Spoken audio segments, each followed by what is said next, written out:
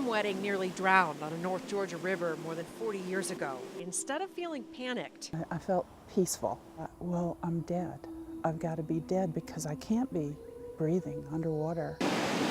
As the water churned around her, Pam felt strangely calm. I just saw these images come up in front of me. Father who had died when I was 7.5, I saw him. I noticed that a light was kind of coming toward me or filling up space. I remember thinking, I'm okay.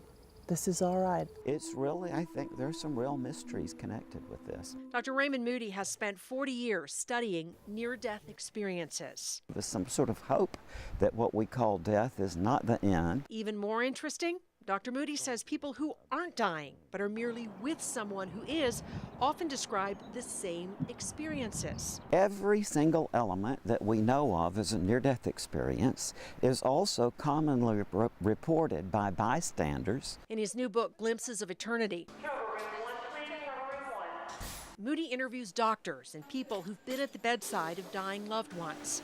Say that the light fills the room, they may hear heavenly music, they may exit their own bodies and accompany their dying loved one partway into this light. And then I kept talking to my dad. I was like whispering in his ear, Dad, it's okay, it's okay. Kim Teasley of Decatur says it happened to her November 29th, 2009, the night she lost her father. He was just precious, and in my eyes, he was perfect. Kim was alone with her dad in his hospice room praying when I started hearing birds, and this was about 12:30, 1 o'clock at night, and they were singing, and it was just like this beautiful chirping sound. That's when Kim says she saw it.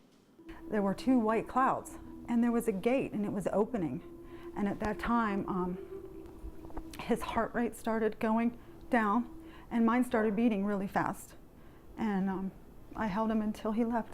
Some scientists believe there's a biological explanation for near-death experiences.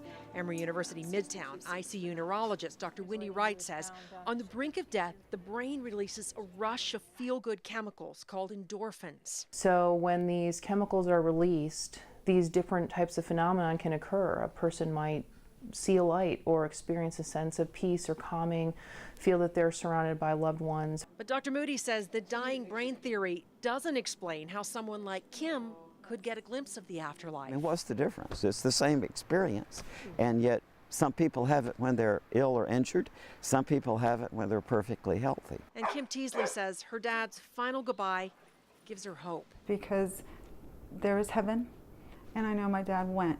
Dr. Moody says shared death experiences like Kim's can be just as vivid and may actually be more common than near-death experiences like Pam's. And you can read more about them by going to a link on our website, myfoxatlanta.com.